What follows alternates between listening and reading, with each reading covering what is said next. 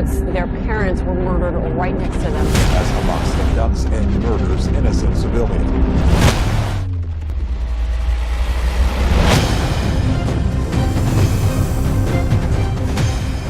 Digmaan sa pagitan ng Israel at ng grupong Hamas ay lalo nang umiinit. Maraming kagrupo sa gitnang silangan ang nakikiramay sa laban ng dalawa. Ganon din naman mula sa kanluran. Nagpadala ulit ng isa pang sasakyang pandigma ang Amerika sa karagatan ng Mediterranean. Hindi lang basta-bastang sasakyan.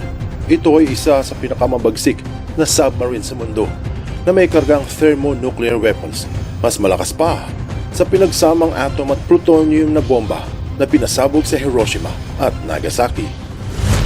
Bukod sa mainit na balita, sunod-sunod na rin ang paglabas ng mga fake news na ikinakalat pati sa Pilipinas.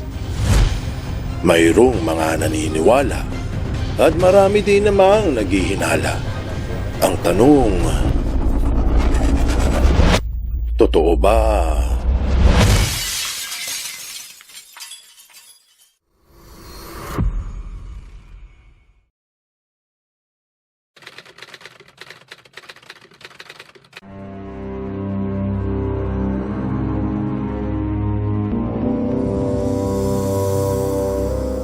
Mukhang dumating na ang pagkakataon na kailangan na magpadala ang Amerika ng isa pang sasakyang pandagat bukod sa dalawang strike group sa Israel na nauna pa upang igiit ang kanilang presensya. Ika-7 ng Nobyembre lumabas ang ulat na ipinadala ng Estados Unidos sa karagatan ng Mediterranean, dagat sa kaliwa ng Israel, ang isa nilang Ohio-class submarine bilang karagdagang suporta sa kanilang hukbo. Subalit mayroong mga nagtatanong kung ano ang benepisyo ng isang nuclear submarine sa karagatan ng Israel. Kung natatandaan na bago matapos ang buwan ng Oktubre, ayon sa AP News, na sinalubong at napasabog ng Navy destroyer na USS Carney na nasa itaas ng Red Sea ang 3 cruise missiles na papuntang Israel. Bukod doon, ilang mga drones ang na-intercept din ng sasakyan. Kaya ang pagdating ng isang nuclear sub ay dagdag panangga at pangontra sa kaaway ng Israel. Ang sinasabing submarine ay lumayag at nakarating na sa teritoryo ng gitnang silangan. Kung gusto mong malaman ang tunay na kakayahan nito, nuclear-powered ang submarine at pinatatakbo ng nuclear fission, enerhiya na mula sa paghiwalay ng mga atom, katulad din ng gamit sa mga nuclear at atomic bombs. Kaya pwede itong manatili sa ilalim ng tubig ng 4 na buwan nang walang ahunan. Bahagi ito ng nuclear triad ng Amerika, ang 3 kakayahang nuklear sa lupa, sa ere at sa dagat. Ang pang-atake ng Amerika na dinisenyo laban sa mga Ruso. Sinabi sa Popular Mechanics na bukod sa mga torpedoes at 150 Tomahawks na panlaban ng submarine, ang pangunahing sandata ng Ohio class ay ang karga nitong Trident missiles na may thermonuclear warheads. Kapag sinabing thermonuclear, ibig sabihin doble ang nuclear na sasabog sa loob ng sandata. Una, ang nuclear fission o paghiwalay ng atoms. Tapos ay isang nuclear fusion o ang pagsasama ng atoms. Bakit kailangan ng dalawa? Siguradong mabubulabog ang iyong pagkatao kung sasabihin sa iyo na dalawa ang nuclear bomb dahil kailangan ito ng init na kasing init ng araw para sabugin ang pangalawang nuclear fusion. Sumasabog muna ang unang nuclear bomb na magdudulot ng init na kasing init ng araw upang pasabugin ang pangalawang nuclear at ang resulta ay dumadagundong na enerhiya, kaya tinawag na thermonuclear bomb. At mas malakas ito sa pinagsamang bomba sa Hiroshima at Nagasaki. Let's get right to Local 10's Glenn Milberg live in the newsroom with the latest. Glenn. Calvin, Nicole, some of the images we are bringing you tonight are going to be hard to watch. Siyempre, ang balitang ito ay nakakainganyo para sa Israel. Dahil nga naman, ilang grupo na ang umaatake sa estado. Kumbaga pampalakas ng loob ng mga sundalo. Sa kabilang kampo naman, upang tugunan ang mga balitang panig sa Israel, kailangan din nila ng balitang pampalakas ng loob para sa Hamas. Pampalubag loob kumbaga, lalo na at ang grupo ay naiipit. Pero may problema, bihira lamang ang mga ulat na maganda para sa Hamas. Bagamat umaatake ng paisa-isang kapatid nilang grupo na Hezbollah, ayaw ng Lebanon na magdeklara ng digmaan laban sa Israel. Kahit ang Iran na galit sa Israel ay ayaw din magdeklara ng gera. Kahit ang Iraq, ang Egypt, Saudi o Jordan ay ayaw din. Kaya ang solusyon, isang ulat ang ikinalat upang kahit papaano ay magkaroon ng balitang pampalakas loob, hindi lamang sa Hamas, para na rin hikayati ng mga taga-suporta ng grupo na mula sa ibang bansa. Ito ay noong di umano nagdeklara ng giyera ang Yemen laban sa Israel. Marahil ay namangha ka sa balitang ito noong isang linggo. Balitang ikinagalak ng marami sa Pilipinas na sumusuporta sa Hamas. Dahil nga naman, ngayon, pati ang bansang Yemen ay sumali na raw sa digmaan laban sa Israel. Kung matatandaan, katapusan ng Oktubre ay lumabas ang pahayag ng isang grupo na sumali na rin sa pakikipaglaban sa Israel. Ito ang grupo ng Houthi rebels. قامت قواتنا المسلحة بإطلاق دفعة كبيرة من الصواريخ البالستية والمجنحة وعدد كبير من الطائرات المسيرة على أهداف مختلفة للعدو الإسرائيلي في الأراضي المحتلة. إن القوات المسلحة اليمنية تؤكد أن هذه العملية هي العملية الثالثة نصرة لإخواننا المظلومين في فلسطين، وتؤكد استمرارها في تنفيذ المزيد من الضربات النوعية بالصواريخ والطائرات المسيرة حتى يتوقف العدوان الإسرائيلي.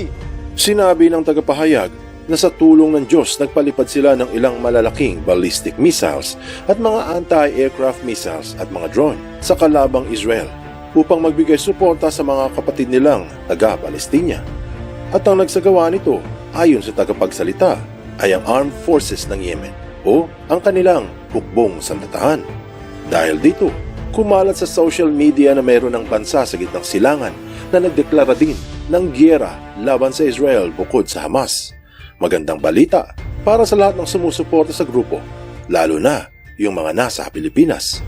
Ito na marahil ang hinihintay ng marami at ipinost ito sa X na nagdeklara nga ng giyera ang Yemen laban sa Israel. Naku po, eto na ang hinihintay nila. Pero teka muna, mukhang mayroong nambubudol.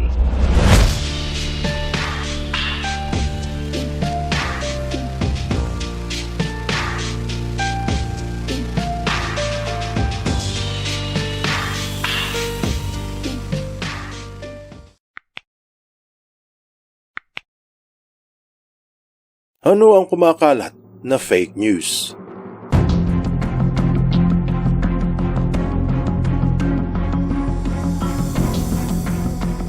Ang Republika ng Yemen ay matagal nang nagkakagulo dahil sa mga proxy groups na gustong mamuno sa lupain. Mga taong 1990s nung nagsama ang ibabang komunista at itaas na bahagi ng Yemen at tinawag itong Republic of Yemen. Habang naghihirap ang bansa, isa sa pinakamasahol na kahirapan sa buong mundo ayon sa United Nations. Parami ng parami ang mga grupong naglalaban doon. Katulad ng Al-Qaeda, ISIL at isa rin dito ang pinakamaraming mandirigma, ang Zaidi Shia, grupo ng mga Shiite Muslims mula sa itaas ng Yemen, kilala sa pangalang Houthi rebels. Maraming syudad ang nakuha ng Houthi, pero mayroong pamahalaan at presidente ang Yemen, katulad ng sa Mindanao. Bagamat hawak ng bansa Moro ang ilang lalawigan sa mga isla, mayroon pa ring Philippine government ang pamahalaan ni PBBM sa Pilipinas. Ganon din sa Yemen. Kahit nahawak ng Houthi ang ibang lupain, nandun pa rin ang hinalal na presidente na si Abdrabu Mansur Hadi at ang mga miyembro ng kanyang gabinete. Kung hindi ka makapaniwala, heto at puntahan natin ang mismong website ng Embahada ng Yemen at makikita kung sino ang presidente ng bansa. Sa katunayan, nagsalita ang presidente nito sa United Nations hinggil sa Republika ng Yemen. Kaya ang katotohanan ay, hindi ang mga rebelding Houthi ang nakapwesto sa gobyerno ng Yemen.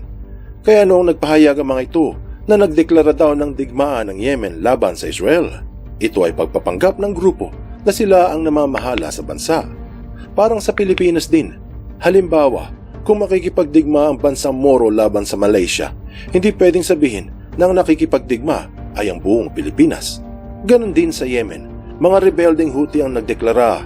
Ganon pa man, kumalat ito sa SOCMED at ikinagalak ng mga Hamas supporters. Kaya marami ang nagpahayag na ang fake news ay sinadyang ikalat upang magkaroon ng balitang pampalakas loob sa Hamas, katulad ng balita sa pagsuporta ng Estados Unidos sa Israel. Siguro, inaasahan ng ilan na kahit kasinungalingan ay papaniwalaan ng mga Pilipino dahil masarap pakinggan at nakakapagpalubag ng loob. Pero, diyan sila nagkakamali dahil maraming Pinoy ang matalino at bukas ang isipan at lalong hindi maniniwala kung walang basihan ang isang balita. Kaya makalaunan, nilinaw ito ng ilang mamamahayag katulad ng sinabi ng AP News na kontra sa ikinakalat ngayon, hindi gobyerno ng Yemen ang nagdeklara ng giyera, kung hindi ang mga rebelde lamang ng Houthi. Sa ABC News, sinabi rin na kung saan nagkalat ang mga maling impormasyon. Ganon din naman sa AFP na kasinungalingan ang sinabing nagdeklara ng giyera ang Yemen laban sa Israel. Kaya naman na fact check ito bilang isang fake news na talagang hindi totoo.